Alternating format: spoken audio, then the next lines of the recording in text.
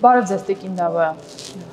Ազգային ժողովը քիչ առաջ ձայների մեծամասնությամբ 64 կողմ եւ 2 ձեռնպահ ընդունեց քաղաքացիական պայմանագիր խմբակցության ներկայացրած հայտարարության նախագիծը,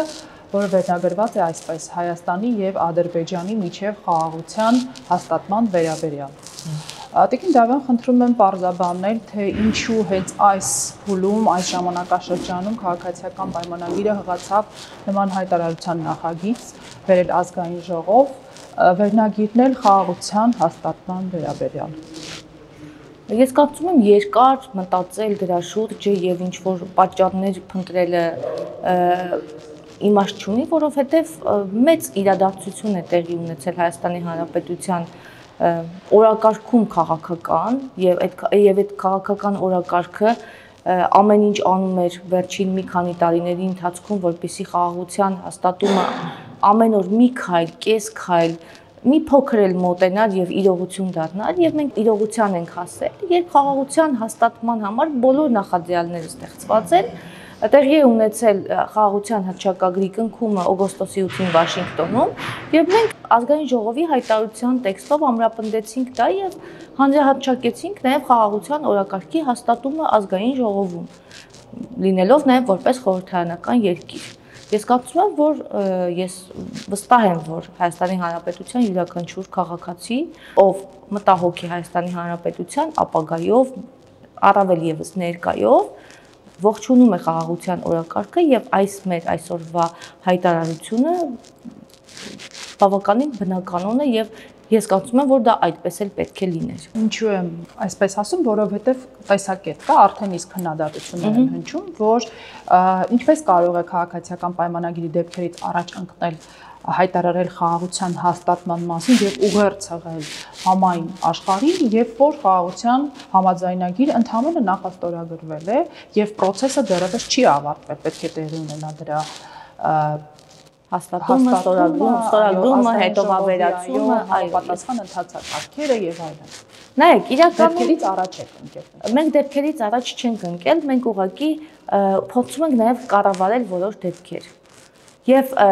քննադատությունները հնչում են հիմնականում այն դերակատարների կողմից, ովքեր որ խաղաղության օրակարգի վերաբերյալ ունեն շատ սկեպտիկ մոտեցումներ, շատ կասկածամիտ են, եւ այդ կասկածամտությունը ընդհանրապես վերաբերում է իրենց քաղաքական օրակարգերին, ոչ թե Հայաստանի Հանրապետության ворթեգրած քաղաքական օրակարգերին, Հայաստանի Հանրապետության կառավարության ворթեգրած խաղաղության օրակարգին։ Մենք հանգիստ կարող ենք ասել, չի կարելի ընդունել հայտարարություն, որը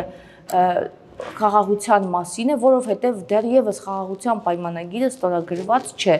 Կամ կան քննադատներ, որոնք շատ հանճարեղ միտք են արտահայտում եւ ասում են, ինչպես կարելի է խաղաղություն կնքել թշնամիների հետ։ Սա այդ տեքստերից շարքին է պատկանում, որոնք անլրջացնում են ընդհանրապես այդ մարդկանց քաղաքական գործունեությամբ զբաղվել է, որտեղ ինչպես կարելի է նման հայտարարություններով հանդես գալ։ Սա ուղերձ է այո ամբողջ աշխարհին, որ Հայաստանի Հանրապետությունը պատրաստ է խաղաղություն կնքել, Հայաստանի Հանրապետության իշխանությունները, Հայաստանի Հանրապետության կառավարությունը պատրաստ է գնալ խաղաղության ճանապարհով, պատրաստ է գիծ քաշել, այսպես մի հատ թանձր մուգ գիծ քաշել եւ հետ չնայել, չխղճալ իրան, չշարունակել լինել զոհի կարգավիճակում, այսինքն նայել ապագային եւ նոր քաղաքական ճանապարհ որդեգրել, որը միայն քաղաքականությանն է տանում։ Ես այսօր իմ ելույթում իզուր չասացի, որ երկրորդ համաշխարհային պատերազմից հետո Գերմանիան հենց այդ ճանապարհն է ընտրել, չխղճալ իրեն եւ հետ չնայել անցյալին, վերջ տալ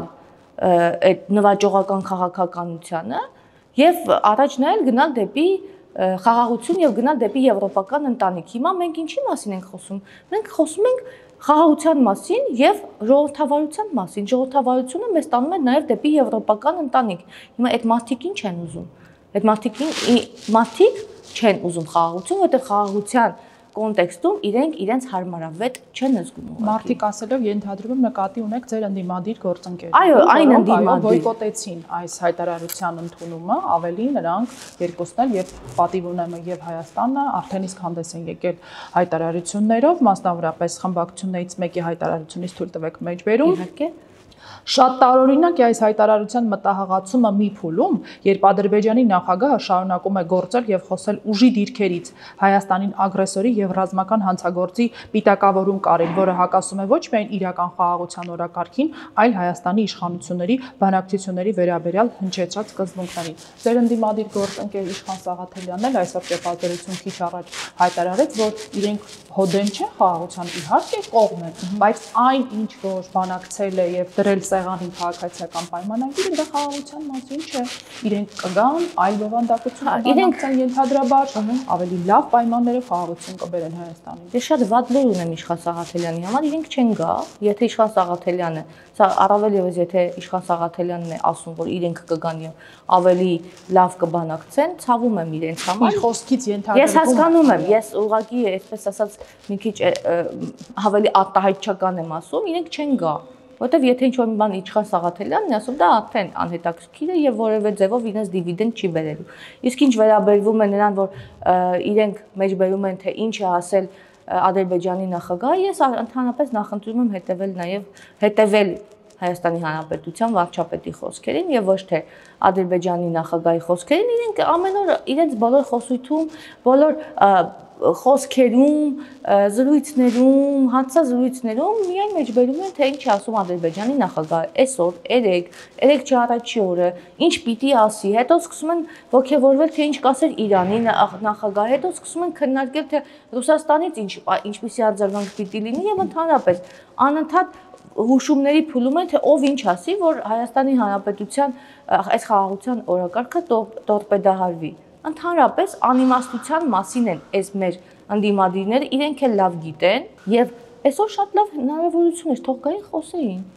Շատ լավ հիանալի հնարավորություն կային հարցեր տային, իրենց դիրքորոշումներ տային, իրենց խնդիրները բացացնեին, այս բոլոր մտահոգությունները, տեքստ են գնում են կոչում են, անհետանում են, կամ 20 րոպե ընդմիջում են վերցնում, մեկ էլ հետքները կոչում է։ Դա անլրջության մասին է խոսքը։ Դուք հավատում եք, որ իրոք ընդդիմությունը կողմ է խաղաղության, եւ ոչ թե ռևանշիզմին, եւ ոչ թե Արցախը հետ բերելուն, եւ ոչ թե Արցախ վերադարձին, եւ այո, կգան, եթե դա ասված որ ընտրվեն, ներկայացվեն խորհրդանում եւ լավ պայմաններով խաղաղության գաղափարին ընդհանրապես իրենք կողմ են, թե իրենք ավելի շատ ռևանշիզմի դիրքերից հանդես եկող քաղաքական ուժեր։ Ես միշտ նշել եմ, որ իրենք երբեք խաղաղության կողմնակից չեն եղել եւ առավել եւս ամենակարևորը իրենք երբեք համարձակություն չեն ունեցել լինել խաղաղության կողմնակից։ Եվ ես վստահաբար կարող եմ ասել, հետևելով իրենց նախկին գործունեությանը, ներկա գործունեությանը, այստեղ խնդիրը նաև հենց այդտեղ է, որ համացակություն չեն ունեցել գնալ լուծումների այս ամեն կոնֆլիկտները, այս բոլոր հակամարտությունը, այս ամեն ինչը լուծելու վերաբերյալ իրենք չեն ունեցել խաղաղության տեսլական։ Իրենք ունեցել են կոնֆլիկտը ձգելու տեսլական եւ հիմա երբ որ կոնֆլիկտը վերջնականապես հանգուցալուծվել է եւ մենք ունենք այսպիսի իրողություններ, իրենք կարծես մեզ մեղադրելով խաղաղասիրության մեջ, իրենց մեղադրում են նաեւ համացակություն չունենալու մեջ, որտեղ իրենք կարող են, իրենք բոլոր հնարավորություններն ունեցել են։ Տիկին Դավոլ, ինչ եք կարծում Հայաստանի ազգային ժողովի կողմից ընդունված հայտարարությանը կհաջորդի նաև Ադրբեջանի Միլի Մեջլիսում համանման մի հայտարարության ստորագրում եւ որպես աջակցություն այո Հայաստանի կողմից։ Չեմ կարող ասել եւ կանխատեսումներ անել գրեթե չեմ սիրում, հետեւաբար կսպասենք արձագանքներին, բայց ես կարծում եմ, որ այս հայտարարությունը ողջունվելու է շատ ու շատ մեր գործընկեր ժողովրդավար գործընկերների կողմից, երկրների կողմից, որտեղ այն շատ կարևոր է այս գործընթացը ավելի ամրապնդելու համար եւ մենք գնալու ենք մեր ճանապարհով։ Մենք գնալու ենք մեր ճանապարհով եւ ուշադրություն չենք դարձնելու նաեւ մեր ընդդիմախոսներին, այն ընդդիմախոսներին, որոնք այսպես ռազմատենչ ոգևորությամբ ամեն օր մեզ մեղադրում են հայրենասեր չլինելու մեջ եւ մեզ մեղադրում են երկիրը վտանգելու մեջ։ Դա ընդհանրապես մանիպուլյացիաներ են, որոնց ուղղակի պետք չէ տրվել։ Նախորդ շաբաթ ուրբաթ օրը մասնավորապես շատ ակտիվ էր ազգային ժողովի ամբիոնը, նիստերի դահլիճը, գիտեք, որ վարչապետին անվստահություն հայտնելու օրակարգով խորհրդարանական լսումներ էին հրավիրվել, շուրջ 160 հրավիրյալ կար, որոնք եկան եւ միաբերան ասացին, որ Նիկոլ Փաշինյանը աղետ է բերել երկրի, նրա պաշտոնավարումը ել ավելի կխորացնի Հայաստանի ճգնաժամը, բայց դրան հաջորդեց որևէ իրավական շարունակություն։ Դեպի նախ ձեր վերաբերմունքը այս օրակարգով լսումներ հրավիրելուն եւ ինչու են մի բան նախաձեռնում, հետո կես ճանապարհին թողնում, հրաժարվում, փախչում, ինչպես դուք եք ասում, անհետանում տեսադաշտից։ Արդյոք գիտակցում են, որ չունի հանրային հաջողություն իրենց այդ օրակարգը անվստահության, հետեւապես ընդհանրապես պարապ չմնալու համար գործընթաց են սկսում։ Նախ ոչ թե իրենց օրակարգը չունի աջակցություն, այլ իրենք չունեն աջակցություն։ Եթե իրենք ունենային աջակցություն, այդ աջակցությունը այնքան ակնհայտ կլիներ, որ մենք այլևս չէինք քննարկի, արդյոք այս մարդիկ ունեն աջակցություն, թե ոչ։ Մենք բոլորս կտեսնեինք եւ այդ իրողությունների հետ հաշվի կնստեին։ Դա ուղղակի իրենց անբովանդակ գոյության ապացույցներ, մեկ անգամ եւս, որ չէ, մենք կանք, մենք նման օրակարգ կարող ենք բերել եւ լուրջ դեմքերով կարող ենք ազգային ժողովի ամբիոնից գալ եւ անլուրջ խոսակցություն ունենալ։ Ես ուղղակի այդ մարդկանց մեջ շատ կարդացած մարդիկ կան, գրագետ մարդիկ կան, ես զարմանում եմ իրենց ելույթներից, իրենց ոնց են զգում, իրենք որ նայում են այդ ելույթները, իրենց հյուրերի ելույթները, այդ ցածրակարգ ելույթները, այդ խոսույթը, այդ բառապաշարը, ես ուզում եմ հասկանալ, ինչպիսի կարծիք են կազմում ուղղակի իրենց մասին եւ ինչ են մտածում, մարդիկ ինչպիսի կարծիք պիտի կազմեն այդ լուտանքները լսելով։ Ընդհանրապես իրենց նկատմամբ նորից մի հերթական բացասական ալիք են ստեղծում, մինչև ես կարծում եմ շատ ժողովրդական լեզվով ասեմ, իրենց ընդդիմադիր լինելը յոլա են տանում մինչև 2026 թվականի հունիսին խորհրդարանական ընտրություններ կլինեն։ Այդ ժամանակ էլ ինչ կլինի հիմա, ընտրությունների արդյունքները կորոշի, բայց հիմա այսպես մի հատ օրակարգ են բանարել, որ ասեն դե մենք ընդդիմադիր ենք կամ ինչ-որ մարդկանց ցույց տան, որ իրենք իմպիչմենտի վերաբերյալ իմպիչմենտի անհրաժեշտության վերաբերյալ կամ անվտանգություն հայտնելու վերաբերյալ նախագիծ էին քննարկում կամ այնտեղ մեկը կար ասում էր հետո հարցազրույց էր տվել ասում էր բանը 7 падգամավոր գիտեմ քաղաքացիական պայմանագիր մի հարգարժան տիկին էր նախկին հանրապետական այո նա ասում էր որ 7 մարդ գիտի падգամավոր գիտի որոնք աջակցում են իմպիչմենտին ես խնդրում եմ 7 մարդը ունենան անուններ կամ ասել 17 մարդ, 27 падգամավոր, 37 ստելուց կարելի է տենց ավելի մեծ թափով, որ տպավորիչ լինի, թե չէ 7-ը տենց տպավորիչ չի, ասելուց տպավորիչ ասեն, անցնեն առաջ։ Եսայանի ասած, այսինքն բլեֆ է, իրականում չունի։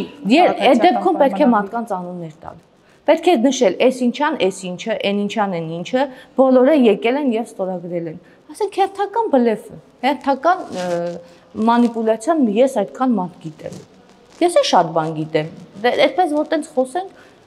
անլրջության են հասցել քաղաքական իրենց գործունեությունը։ Ես միշտ ընդդիմադիրների մասին բավականին լուրջ պատկերացումներ եմ ունեցել։ Մենք ընդդիմադիր ենք եղել եւ ես հպարտանում եմ այն գործունեությունը, որը մենք ծավալել ենք ընդդիմադիր ժամանակ եւ ես հպարտացել եմ իմ ընդդիմադիր կեցվածքով եւ մեր ընդդիմադիր լինելով։ Հիմա նայում եմ մեզ մարդկանց դրոշ վարող ինչ որ խորոված անող ցուցարարները չեն կարող լուրջ ընդդիմադիր լինել կամ գալ ամբիոնից ինչ ասես խոսել, պես չհիմնավորված մանիպուլյատիվ, կիսա սուտ, անընդհատ ինչ որ մի հատ բան փորձել սղացնել կներեք բարիս համար հանրությանը, որ չես ասենց։ Այդպես ընդդիմադիր չեն լինում։ Մի քիչ երկար նկարագրեցի, բայց երևի մի քիչ շատ էի մտածել այդ ուղղությամբ։ Այսօր մամուլը գրել է Տիկին Դավոյան, որ Ռոբերտ Քոչարյանը Մոսկվա է մեկնել եւ հանդիպել է մասնավորապես հայաստանյան հարցերով կրեմլյան կուրատոր Սերգեյ Կիրիենկոյի հետ, քննարկել են հայաստանյան ներքաղաքական հարցեր, ընտրությունների հետ կապված օրակարգ եւ այլն։ Երկրորդ նախագահը ըստ կայքի տեղեկությունների ընտրություններում հաջողություն գրանցելու իր բանաձևն է ներկայացրել, բայց Կիրիենկոն հասկացրել է, որ իրենք ձեռքերը լվացել են։ Ենթադրվում է, որ նույնիսկ Կիրիենկոն, որը զբաղվում է հայաստանյան ընդդիմության հարցերով, ինքն էլ է համոզվել, որ անլուրջ քաղաքական սուբյեկտների հետ գործ ունի։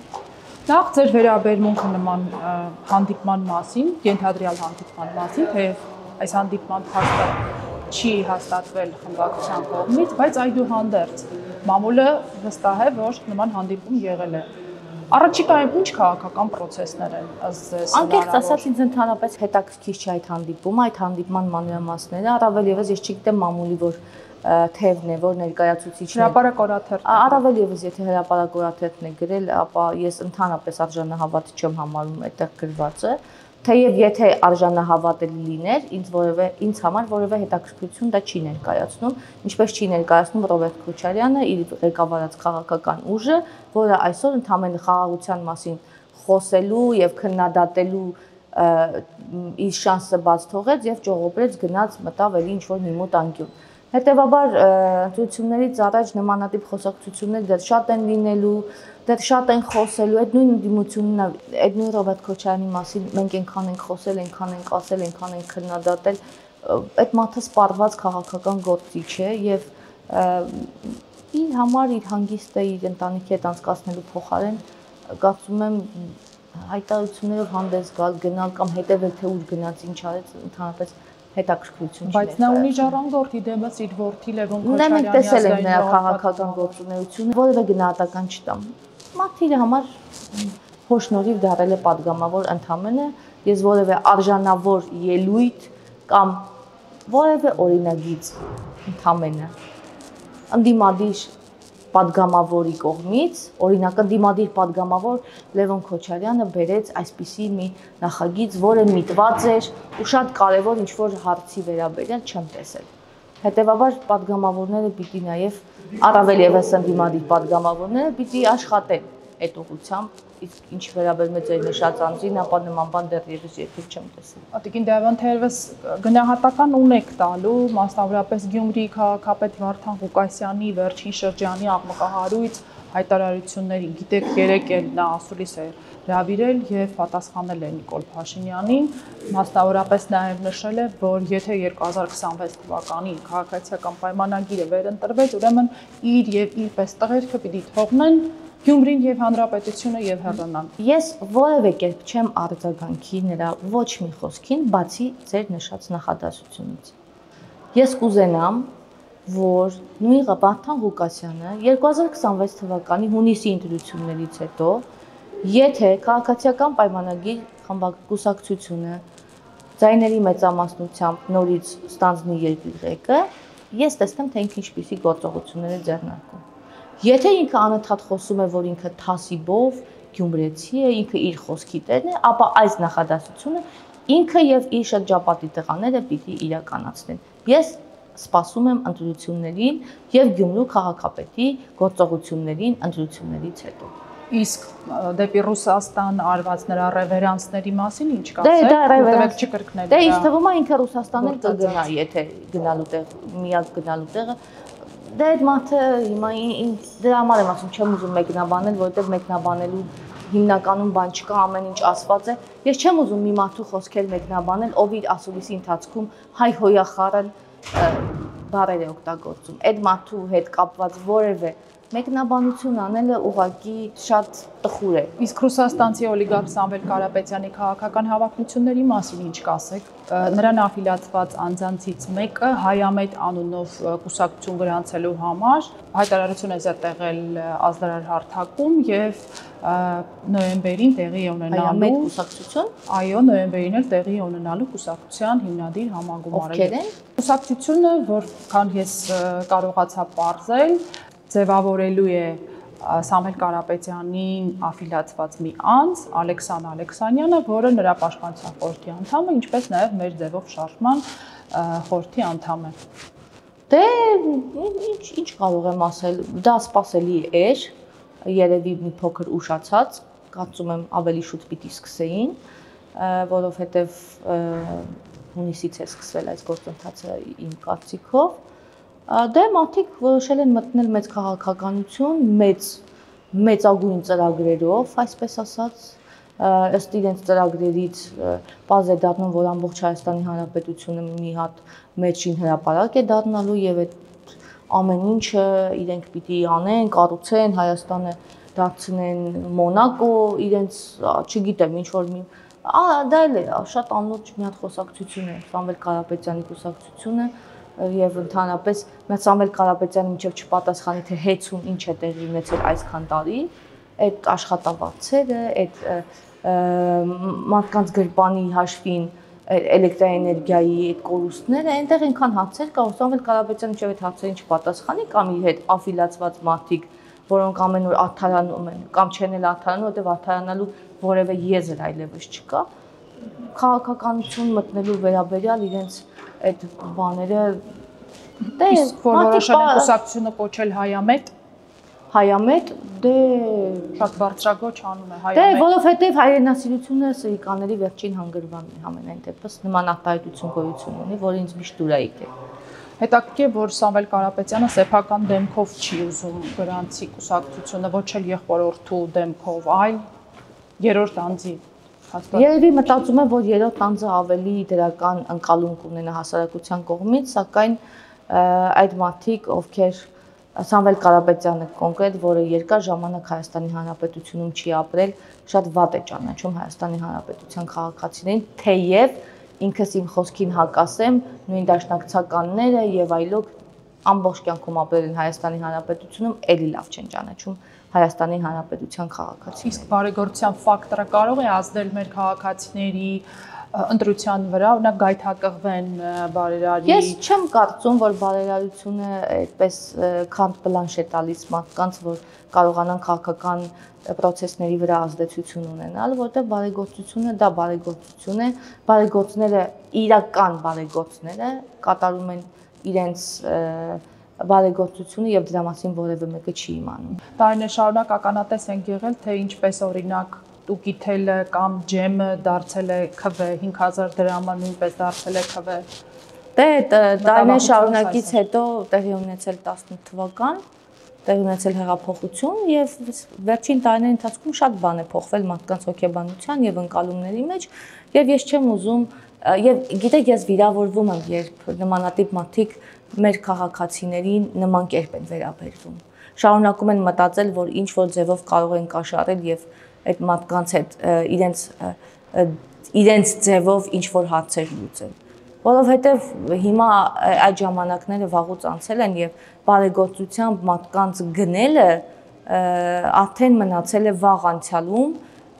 հիմա դա չի աշխատելու եւ եթե իրենք բարեգործ են եւ ուզում են բարեգործություն անել, իրենք կարող են ուսանողների հովանավորել, բավականին անապահով մարդկանց ուսման վարձերը մուծել, այդ մարդկանց աջակցել, որ բարձրագույն կրթություն ստանան, լավ ապագա ունենան, ոչ թե գան եւ նմանատիպ կամ չգիտեմ, Սամվել Կարապետյանը հենց հետ կապված, Նարեկ Կարապետյանը, որ ասում է ես ստացել եմ աշխատավարձ եւ փոխանցել եմ Տաշիր հիմնադրամին։ Դա էլ անլրջության մի ուրիշ տեսակ է, որովհետեւ այսինքն մի գրպանից դրել ես մյուս գրպանը։ Հետո հիմնադրամով բարեգործությունն է։ Հա, հասկանում եմ, այսինքն դուք ձեր հիմնադրամից դուք գումարը ստացել եք, տվել եք ձեր հիմնադրամին եւ այդ Տաշիր, ես չգիտեմ իրական Տաշիր բարեգործական հիմնադրամի գործունեությունը ինչպիսին է։ Ինձ հետաքրքիր էլ կլինի, անդադ խոսում են Տաշիր բարեգործական հիմնադրամ։ Ինձ նաեւ շատ հետաքրքիր կլինի մի օր մի բացված հրապարակեն եւ մենք տեսնենք թե չգիտեմ դուք տեղյակ եք։ Օրինակ ես ուսումնասիրել եմ եւ տեսել, որ եկեղեցուն Մայրաթորին տարիներ շարունակ միլիոնավոր դրամների իսկ եկեղեցուց դուրս նվիրատվություն է կատարվել, այդ թվում է եկեղեցուց դուրս։ Հա, ես իրական բարեգործական ծրագրերի մասը։ Ես կուզենայի իմանայի, որ եւ հանրությունը իմանար, որ մենք հասկանանք, այս մարդիկ բարեգործություն են արել եւ ովքեր են շահառուները, բարձ է անուններ պետք չեն, դրա մասին չի խոսքը։ Մենք էլ իմանայինք, այս մարդիկ ինչպիսի գործունեություն են ծավալել եւ գնահատեինք նրանց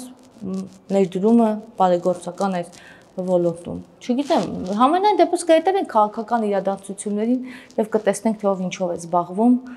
Հիմնականում մարդիկ զբաղվում են ոչ ազնիվ քաղաքականությամբ, մեր բոլոր նշած այս մարդկանց պետք է ուղղակի որ Հայաստանի Հանրապետությունում չլինի ժողովրդավարություն, Հայաստանի Հանրապետությունը նորից հետ դարձ անի եւ գնա այն ճանապարհով, որով գնում էր, որովհետեւ այդտեղ իրենց բոլորը շատ հարմարավետ էին զգում, բացի Հայաստանի Հանրապետության քաղաքացիներից։ Շնորհակալություն զրույցի համար։ Ես շնորհակալ։ Չմոռանաք հավանել տեսանյութը եւ բաժանորդագրվել Civic AM-ի YouTube-յան էջին։